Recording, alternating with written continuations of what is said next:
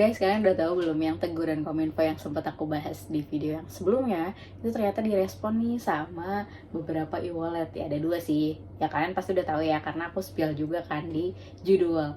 Nah, jadi di sini aku mau nyeritain tentang apa aja sih yang dilakuin oleh Dana dan GoPay secara konkret, dan sekaligus aku juga mau mengapresiasi banget nih buat e-wallet ini karena sudah selangkah lebih maju ya dalam mengambil sikap, apalagi menghadapi ya oknum-oknum judi online. Semoga nggak cuma Dana sama GoPay aja ya. Nah, yuk kita bahas apa aja sih yang dilakukan biar kita kebayang, oh ternyata kenapa transaksinya akan merasa lebih aman dan nyaman ya. Oke, aku spill. Kita akan mulai dari Dana dulu ya. Jadi setidaknya dari Dana itu ada 4 aksi nyata. Pertama itu Dana melakukan proses pelaporan ke PPATK terkait transaksi yang terindikasi. Nah, gimana sih transaksi-transaksi yang terindikasi itu? Yang pertama tuh adalah transaksi yang nominalnya kecil tapi banyak. Nah, itu tuh sebenarnya ya bisa aja transaksinya apapun ya. Cuman kalau transaksinya banyak sama nominalnya kecil itu tuh patut dicurigai karena ya buat apa gitu ya. Kalau misalnya pulsa mungkin ya apakah sesering itu gitu, dan orang juga sekarang kan mungkin prefer pakai paket data ya dibandingin pulsa. Dan kalau misalnya dia tahu nominal itu akan sering habis, kenapa dia nggak top up sebanyak yang dia butuhin gitu. Jadi kan kayak banyak perilaku transaksi yang memang nggak wajar. Dan untuk standarnya nominal kecil itu angkanya berapa dan seberapa sering itu, intensitasnya berapa atau frekuensinya berapa, nah itu kan memang ada di pihak payment provider ini untuk ngadifannya. Intinya mereka punya salah satunya punya sistem. Dana punya sistem pelaporan jika ada transaksi yang mencurigakan.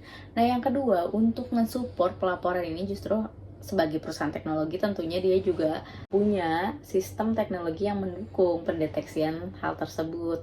Juga udah nge-cover untuk pelaporan, hingga nggak cuma di situ aja, ditingkatkan lagi keketatannya dari fraud detection system itu. Jadi udah include ya, mulai dari deteksi, terus juga ya kalau ada penyalahgunaan ekosistem digital tadi, ditambah juga ada report ke pihak berwajib, plus ada pengetatan dari fraud detection sistemnya Dana. Nah, nextnya yang ketiga, Dana punya 3 fitur baru. Yang pertama adalah Smart Friction. Dengan fitur ini nanti transaksi yang mencurigakan itu bisa terdeteksi. Nah, karakter transaksi yang mencurigakan yang tadi sudah dijelaskan, dan kalau misalnya Dana punya kriteria yang lain juga bisa ditambahkan. Juga ada Smart Checker.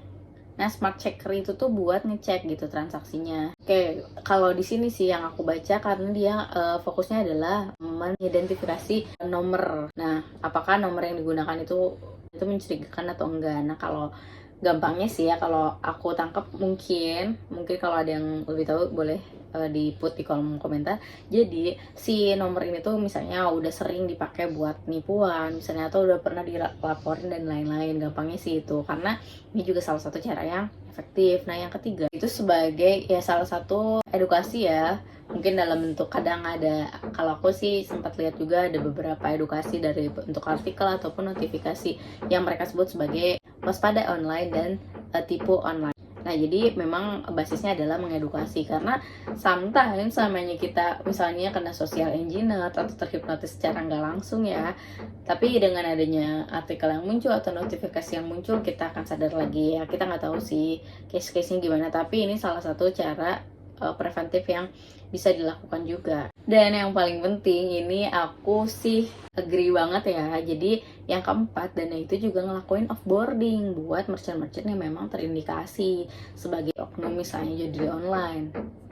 Nah, kayak gitu. Jadi dengan kayak gini, jadi kan nggak bisa transaksi lagi, nggak bisa diterima, nggak ada aliran dana, dan di situ aktivitas top up dan lain-lainnya itu bisa berhenti karena tidak ada akses ke payment provider Dana. Tapi offboardingnya kalau misalnya cuma salah satu payment provider aja nggak cukup nih, karena masih memungkinkan top up dari payment provider yang lain. Jadi harapannya nggak cuma Dana ya yang ngelakuin offboarding sistem ini. Sebenarnya di dunia nyata. Kalau aku bisa spill sih kayaknya ya, payment provider lain juga ngelakuin offboarding, tapi harus ditegur dulu atau dapat surat laporan dulu. Nah ini yang sangat disayangkan, tapi dengan udah dilakukan oleh Dana dan GoPay, ini satu langkah semakin dekat ke transaksi yang lebih aman dan nyaman. Nah lanjut, tadi udah bahas yang Dana, kita akan bahas GoPay. GoPay ngapain aja? Nah mungkin ada yang mirip atau justru ada yang lebih inovatif. Ya kita bisa banding-bandingin sendiri ya. Yang pertama, GoPay itu dari proses eKYC atau Know Your Customer. Nah sebenarnya Know Your Customer tuh ya semacam verifikasi identitas ya, supaya yang jadi usernya itu kalau bisa ya beneran manusia, bukan robot, dan juga beneran orang pemilik identitas tersebut. Nah, atau kalau misalnya ini kita ngomongin tentang merchant tadi ya. Nah, kalau merchant itu ya maksudnya merchant outletnya ini biasanya juga ada KYC atau relate-nya ke KYB atau Know Your Business. Jadi bisnisnya juga diidentifikasi apakah bisnisnya fiktif atau nyata. Udah ada fitur upgrade ke GoPay Plus. Nah itu tuh salah satu buat peningkatan eKYC-nya GoPay. Nah ini adalah salah satu inovasi di eKYC-nya GoPay. Nah yang kedua masih agak mirip nih. Jadi GoPay pun melakukan penerapan dengan menggunakan AI di sisi pendeteksian pergerakan uang atau ya tadi ya pemindahan uang transfer dan lain-lain. Lalu juga dilihat aktivitasnya, bisa jadi terkait aktivitasnya atau akun yang sudah teridentifikasi judi online. Nah yang selanjutnya, GoPay pun melakukan improvement di sama nih seperti yang Dan lakukan, dan ini cukup signifikan, yaitu melakukan offboarding untuk merchant-merchant yang memang sudah terindikasi sebagai judi online. Nah dengan kayak gini kan setidaknya udah nggak bisa bayar dua payment provider ya. Ya tadi ya aku jelasin lagi, payment provider yang lain pun biasanya akan langsung offboarding, tapi harus ada teguran. Tapi kalau Dana sama GoPay ini inisiatif, nggak perlu ditegur ya kan. Jadi langsung di offboard sama GoPay dan Dana. Thanks banget ya improvementnya. Ya masih sama juga.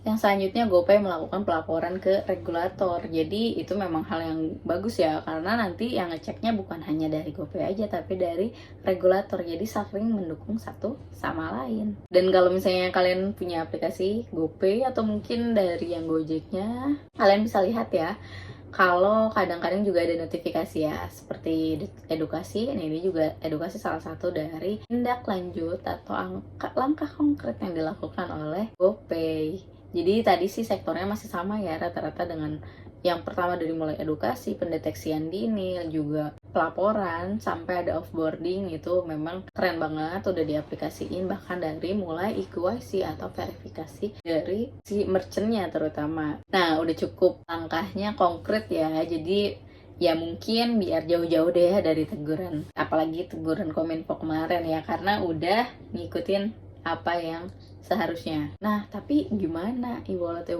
atau e-wallet atau payment provider yang lainnya? Udah punya langkah nyata apa? Nah, mungkin masih digodok ya di internalnya kali ya, lagi dipersiapkan.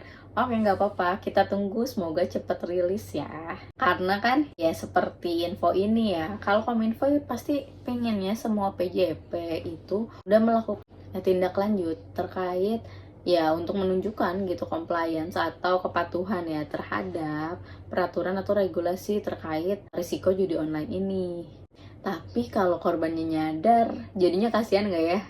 Ah ya udahlah ya. Intinya karena udah ada aksi nyata, jadi ya ini salah satu kita sharing bareng-bareng juga, dan ya maksudnya seberapa nyata si tindakannya